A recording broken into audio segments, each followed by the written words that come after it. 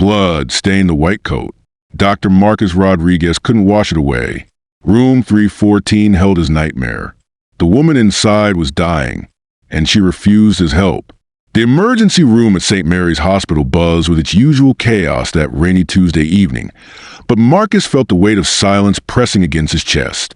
He'd been a doctor for only 3 years, yet he'd never encountered a case quite like this one. The chart in his trembling hands told a story that made his stomach clench with dread. Patient, Sage Winters, age 28. Critical condition, severe internal bleeding. Refuses treatment from male physicians. The red ink seemed to mock him as he read those final words again. He was the only trauma surgeon available tonight. Dr. Patricia Lawson, the hospital's only female surgeon, was in the middle of a 7-hour brain surgery that couldn't be interrupted. The nearest hospital with another female surgeon was 40 minutes away, time that Sage Winters didn't have. Marcus pressed his forehead against the cool glass of the observation window and watched the young woman lying motionless on the hospital bed. Even through the oxygen mask, he could see the fear etched into her delicate features. Her auburn hair was matted with blood, and her fair skin had turned an alarming shade of gray. The vintage blue dress she'd been wearing when the paramedics brought her in was now cut away, replaced by a hospital gown that seemed to swallow her small frame. Dr. Rodriguez? The voice belonged to Jenny Crawford, a 26-year-old nurse whose usual bright demeanor had been replaced by visible anxiety. Her green scrubs were wrinkled from the long shift, and her blonde hair was pulled back in a messy bun that suggested she'd been rushing between patients all evening. Her vitals are dropping fast, Jenny whispered, clutching her clipboard against her chest. Blood pressure is 80/40 and falling. We need to get her into surgery now. Or, she didn't need to finish the sentence. Marcus closed his eyes, feeling the weight of an impossible decision crushing down on him. In medical school, they taught him about patient autonomy, about respecting wishes and boundaries. But they never prepared him for this moment, when respecting those boundaries might mean watching someone die. "Has anyone been able to reach your family?" he asked, his voice hoarse from exhaustion. Jenny shook her head. She was brought in alone. No identification, except for an old photo in her purse. It's of her with an older man, maybe her father? But there's no name or contact information. The photo Jenny handed him showed Sage laughing beside a man in his 50s, both of them standing in front of what looked like a small-town diner. The man wore a worn leather jacket and had kind eyes that reminded Marcus of his own father. Something about the image tugged at his memory, but he couldn't place what it was. What about the paramedics? Did they say anything about what happened to her? "Car accident on Highway 12, Jenny replied, her voice barely above a whisper. The other driver fled the scene. Sage was trapped in her car for almost an hour before they could get her out. Marcus studied the young woman's face again, searching for any sign of consciousness. Her eyelids fluttered occasionally, suggesting she might be aware of her surroundings despite her condition. The chart mentioned that she'd been lucid enough upon arrival to explicitly state her refusal to be treated by male doctors, though she lost consciousness shortly after. "Dr. Rodriguez." Jenny's voice carried a note of desperation now. "I've worked with trauma patients for 4 years. I've never seen internal bleeding this severe. If we don't operate within the next 30 minutes. The unfinished sentence hung in the air between them like a death sentence. Marcus felt his hands begin to shake as the full weight of the situation settled on his shoulders. He thought about his medical oath, about the promise he'd made to do no harm, to save lives regardless of circumstance. But he also thought about trust, about the violation of boundaries, about the reasons why a young woman might have such fear of male doctors that she'd rather die than be treated by one. "There has to be something we're missing," he said, more to himself than to Jenny. "Some reason why she's so afraid. People don't make requests like this without cause." Jenny bit her lip, clearly struggling with something. "Doctor, there's something else." When the paramedics brought her in, she was clutching this. She pulled a small, crumpled envelope from her pocket. She wouldn't let go of it until the sedative kicked in. "I thought maybe it was important." Marcus took the envelope with careful hands.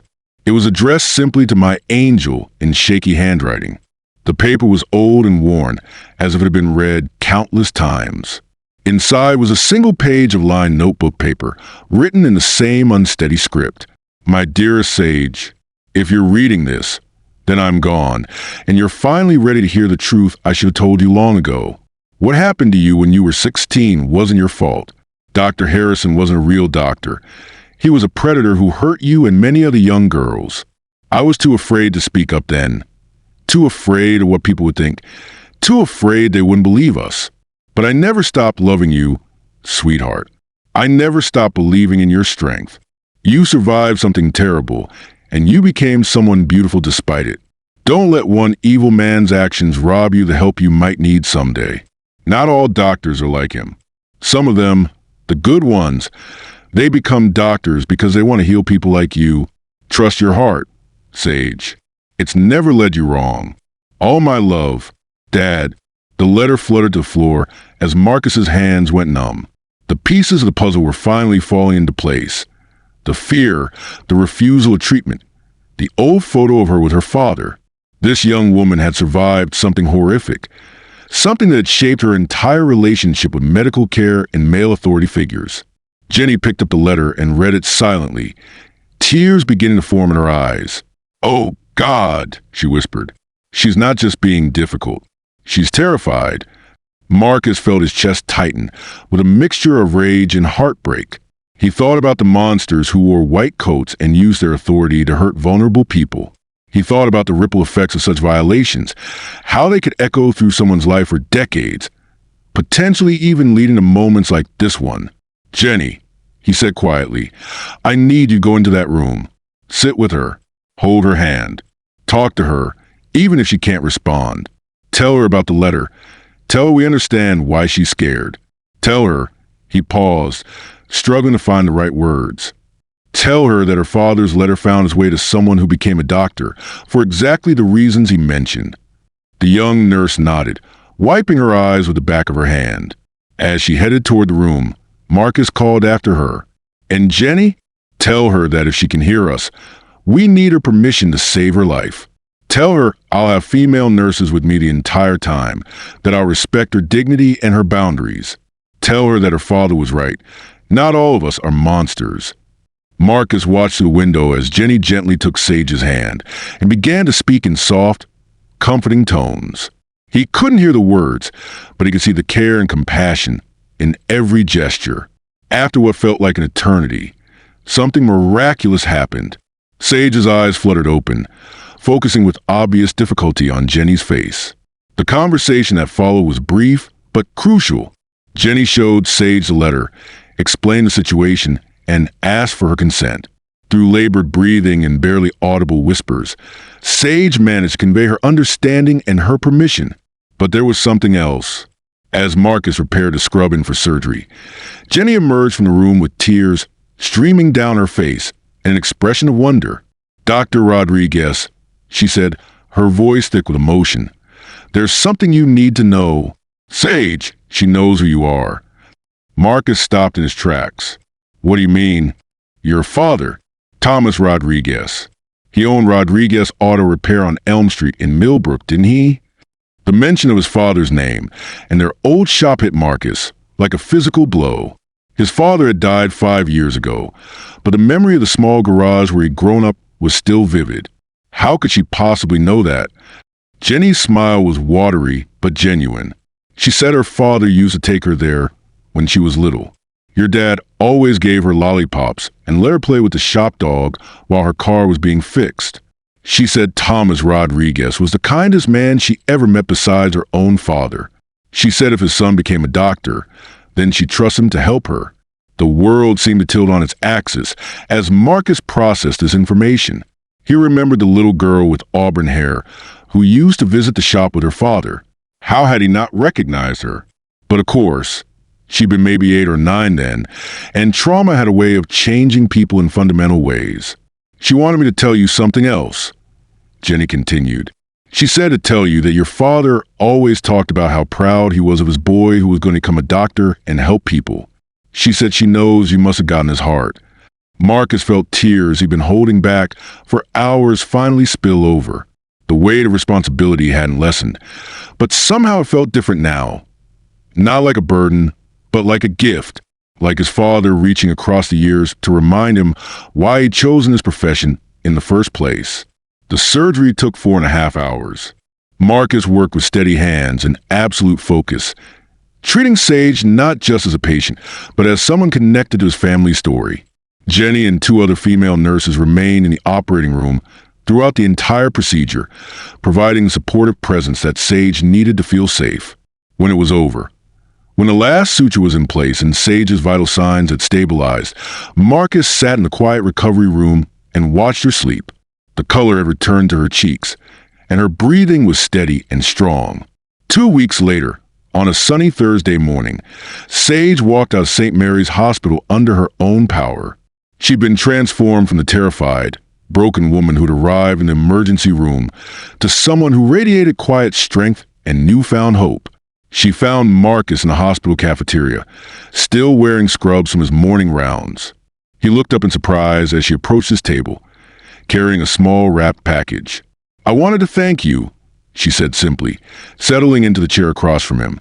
She looked healthy and vibrant, her auburn hair clean and shining, wearing a simple yellow sundress that brought out the warmth in her brown eyes. "You don't need to thank me, Sage. I was just doing my job." She smiled, and for the first time, Marcus saw the little girl who used to visit his father's shop. "No, you did much more than that. You saw me, not just my injuries, but who I was and what I needed. That's not something they teach in medical school." She pushed the wrapped package across the table. Inside, Marcus found the old photograph of Sage with her father, now carefully framed, along with a new picture. This one showed Marcus and his father standing in front of Rodriguez Auto Repair when Marcus had graduated high school. His father's arm was draped proudly around his shoulders, both of them grinning at the camera. "I found this in my father's things after he died," Sage explained. "He always kept it because he said it represented hope. A father's love helping his son become someone who could heal the world's pain. He would have been so proud to know that Thomas Rodriguez's son saved his daughter's life." Marcus studied both photographs, seeing the connections that spanned decades, the threads of kindness and love that had woven to their families' lives in ways they'd never fully understood until now. "There's something else," Sage continued. "I've decided to go back to school, nursing school. I want to be like Jenny, to help other people who are scared and hurting. I want to be part of the healing, instead of just carrying the wounds." As they sat together in the busy hospital cafeteria, surrounded by the constant flow of life and healing, Marcus realized his father had been right about something important. Being a doctor wasn't just about technical skill or medical knowledge. It was about seeing people's hearts, understanding their stories, and finding ways to honor both their pain and their strength. 6 months later, Marcus received an invitation in the mail. It was for the opening of the Sage Winters Crisis Center, a facility dedicated to providing trauma-informed medical care for survivors of abuse. The invitation included a note in Sage's familiar handwriting. "Dr. Rodriguez, thank you for teaching me that healing comes in many forms.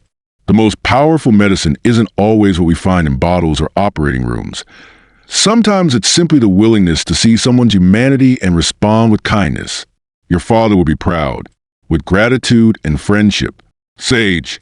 P.S. Jenny sends her love. She's the head nurse at our new center."